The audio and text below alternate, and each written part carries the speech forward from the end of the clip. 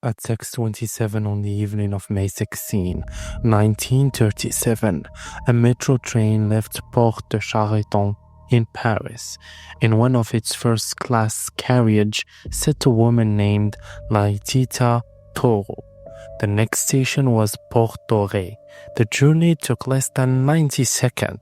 When the doors opened, passengers entered the carriage and found Laetitia seriously wounded. She was still alive, but she could not explain what had happened. She died before reaching the hospital. No passenger reported seeing an attacker enter. No one gave police a confirmed description of somebody leaving, and the killer was never identified. This story is often described as a locked room mystery on wheels, but the carriage was not locked. The real mystery is more disturbing because the sit-in was so ordinary. This happened on a public transport with other passengers nearby during a journey so short that every second should have mattered.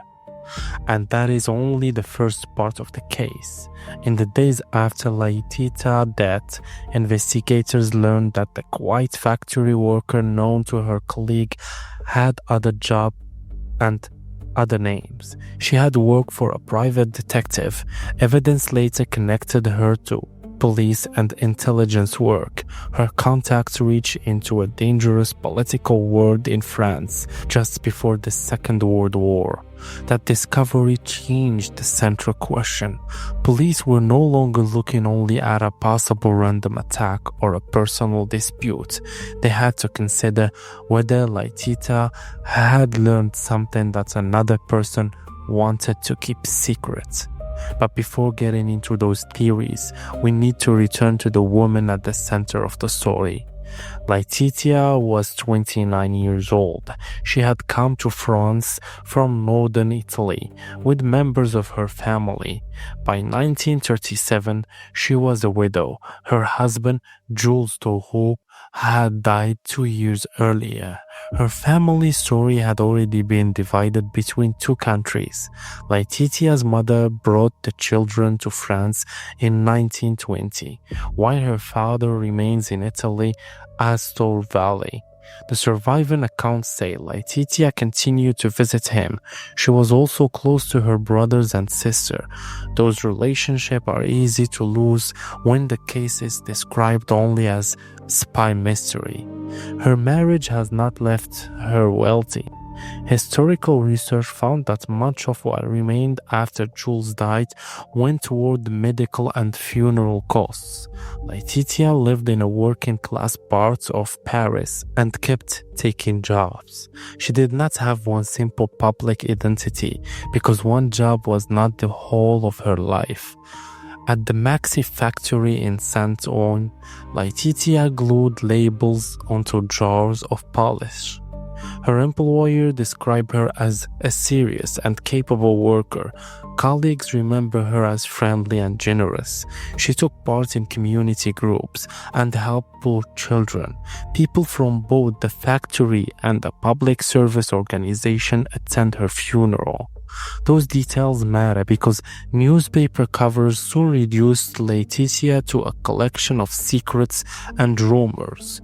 The real person was more complicated. She worked hard. She remained close to her family. She had lost her husband. She also wanted independence and took on work that carried risks. Laetitia spent time in the dance hall of Paris. She worked in the cloakroom at a place called the As de Coeur. She also worked for the Roof private detective agency using the name Yolande. This was not a title invented by the press. Archival research shows that the agency employed her on at least 13 assignments. Some involved following people and collecting information.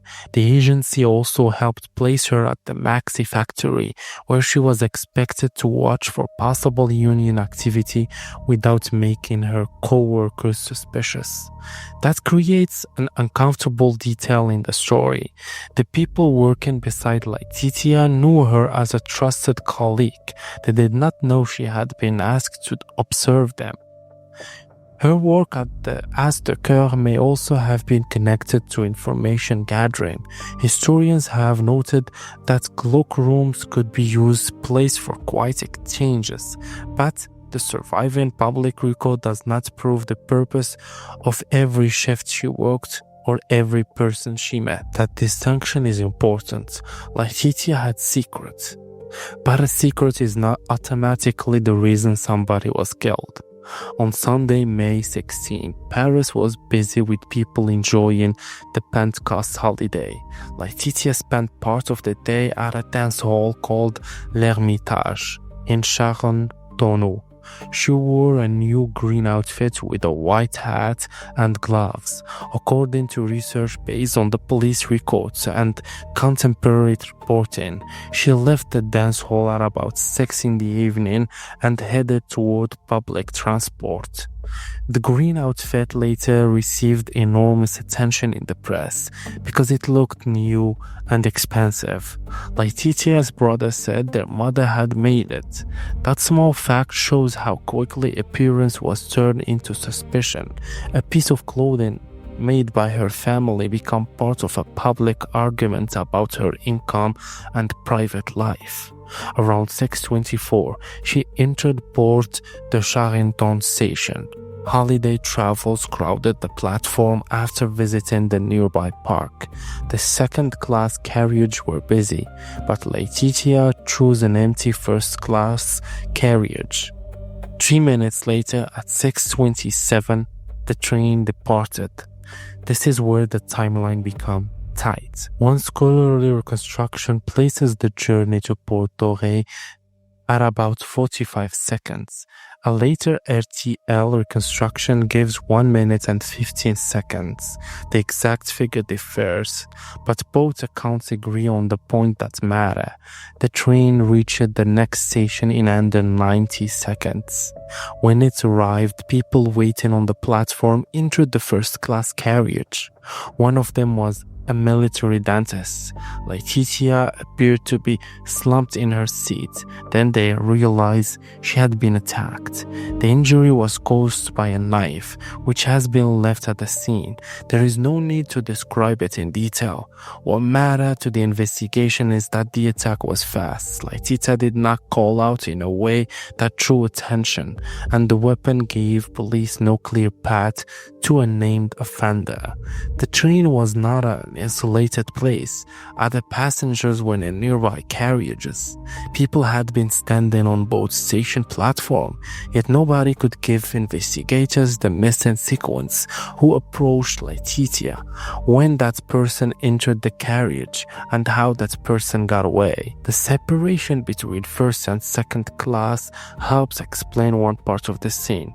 The train itself was carrying plenty of people, but the passengers had gathered in the cheaper carriage. Laetitia carriage could be empty even while the station and the rest of the train were busy. That gave an attacker privacy for a moment, but it also created a problem. To reach that privacy, the person still had to cross a public platform or appear at the next station. The simplest timeline leaves only 3 broad possibilities. The attacker could have entered the carriage at Porte de Charenton and left again before the train moved. The attacker could have remained with Laetitia during the short journey and found a way to leave when the train reached Porte Dorée. Or witness could have seen something important without understanding its meaning at the time. There are possibilities created by the timeline, not proven explanations, no surviving public account established on confirmed route. The question is not whether escape was physically impossible. It was clearly possible because the offender was not caught in the carriage. The question is which ordinary movements hide the escape. Did somebody step away before departure? Did somebody blend into the crowd when the doors opened? Did people remember the carriage as empty because they had no reason to study it closely? Each suggestion solves one part of the puzzle and creates another, leaving before departure shorten the attack window even further. Leaving at Porte Dorée means being present when the first passenger entered, and relying on a mistaken memory means the whole mystery may rest on a detail that was never recorded correctly. The public evidence cannot choose between those explanations. Investigators cannot rely on the modern tools people now expect in transport case. There was no network or digital cameras following passengers from one platform to the next. There were no travel card records building a list of everyone who had entered the system. The case depended on witnesses, physical evidence, and the ability of police to reconstruct a few crowded minutes. Commissioner Bada directed the investigation. A team of inspectors began tracing Laetitia's final movements, searching her home, reading her correspondence, and examining the people around her. Her personal relationships were an obvious early line of inquiry. Police examined men she knew, including the soldier René Charman and the sailor John Martin. The surviving scholarly account states that investigators ruled both men out. That did not stop the newspaper. At first, report described Laetitia through the memories of family, friends, and colleagues. Within days, the tone changed. Her clothes, income, friendship, and private life become public material. Headlines treated independence as evidence of danger. Rumors grew faster than verified facts. Historian Annette Phelan Crosswhite and Gail Brunel later studied this coverage and found that the press often turned Laetitia into a character. Report judged how she dressed and how she met, while mixing confirmed details with suggestion and gossip. The researchers also found a clear change in the story being sold to readers. In the first days, Laetitia was presented as a respected worker and a grieving widow. When her detective work became public, some reports treated the same woman as reckless or dishonest. The evidence had changed, but so had the moral judgments placed on her. That coverage created noise for the investigation. Every friendship could be described as a secret relationship. Every journey could be made to sound like an intelligence mission. Real clues set beside claims that could not be proved. Even today, repeating the most dramatic old headline can make the case sound more certain than the records allow. That patterns still matter. A victim complicated life can help investigators find a motive. It does not make every rumor about that person true, and it does not make the victim responsible for what happened. The strongest change in the investigation came from Laetitia's work. Police records indicate that she had acted as an informant. Historians found evidence that this may have begun years before her death. A French security report in 1938 also connected her to Secret Service work, most likely with the Deuxième Bureau, which was linked to a military intelligence and investigation into weapon trafficking. That placed Laetitia near one of the most dangerous political stories in pre-war France. The group was formally called the Comité Secret d'Action Révolutionnaire. It became widely known as the Cagoule or the Hooded Ones. It was a secret far-right organization that wanted to replace the French Republic with an authoritarian system. Police linked the group to weapons stores, bombing, and political killing. This was a period of deep political division. France's left-wing Popular Front government faced a determined enemy on the far right. The Cagoule used the fear of communism to justify a secret campaign against the Republic. Its members trained, collected weapons, and built networks that reached beyond ordinary street politics. The Cagoule was not simply a club with extreme ideas. It operated in secret and had members with access to money, weapons, and political contact. French authorities were trying to expose its network at the same time Laetitia was gathering information. Brunel and Finlay Crosswhite concluded from archival records that Laetitia had infiltrated the organization for French authorities. The research says she passed on information connected to weapon being moved into France. If that conclusion is correct, it provides a serious possible motive. An informant who had entered a secret armed organization could be seen as a threat by the people she was observing. But this is where careful language matters most. The murder of Laetitia Toureaux remains officially unsolved. No court established who attacked her in the metro. The Cagoule connection is supported by later police material and detailed historical research, but it didn't produce a conviction for her murder. In March 1938, a police commissioner wrote that the different paths being followed in the investigation all led toward the Cagoule. At later proceeding against members of the organization, prosecutors included Laetitia among the deaths they attribute to the group. Those facts make the political theory stronger than ordinary newspaper gossips. They still do not identify the person who entered the carriage, prove the exact order, or explain the escape route. There is another reason the line between fact and conclusion remains difficult. The different police services did not freely share everything they knew. Investigators had their own informant to protect. Authorities were also working on a large case against the Cagoule. Revealing Laetitia's role too early could have exposed other people or damaged that operation. The archival records show this conflict. Some investigators were aware that Laetitia had worked as an informant, while public comments played down her experience. Her private detective employer also gave reports different description of her ability. In one version, she was skilled and confident. In another, she was inexperienced. Those contradictions keep the public looking in several directions at once. The result was a strange split. Publicly, newspaper debated personal disputes, robbery, and the mystery of the train. Inside official files, investigators were studying a possible link to secret political activity. Then history moved faster than the case. The investigation continued for more than a year, but it was eventually shelved. The Second World War began in 1939.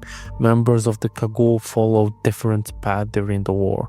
Some entered the Vichy system. Others later joined the resistance. The political record became even more tangled, and Laetitia case split away from public attention.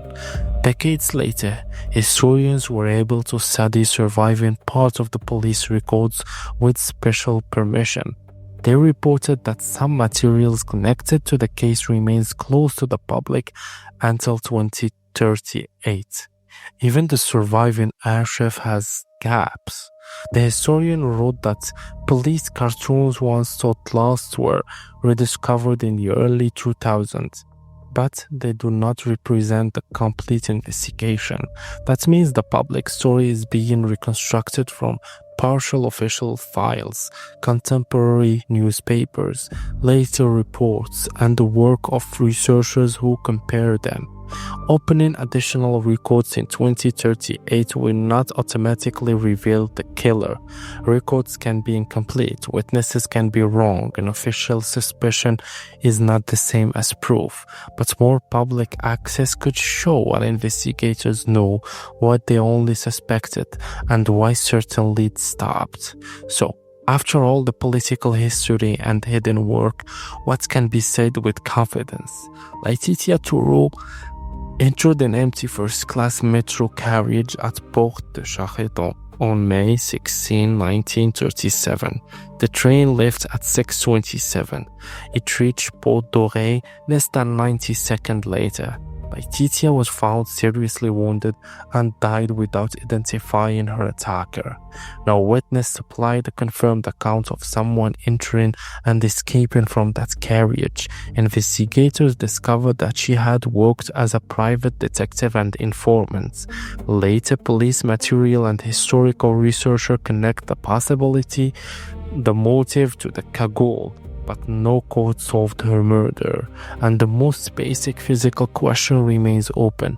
Where did the attacker go? The answer may be less impossible than the legend suggests. A person could have moved with the crowd. The attack could have happened just before departure.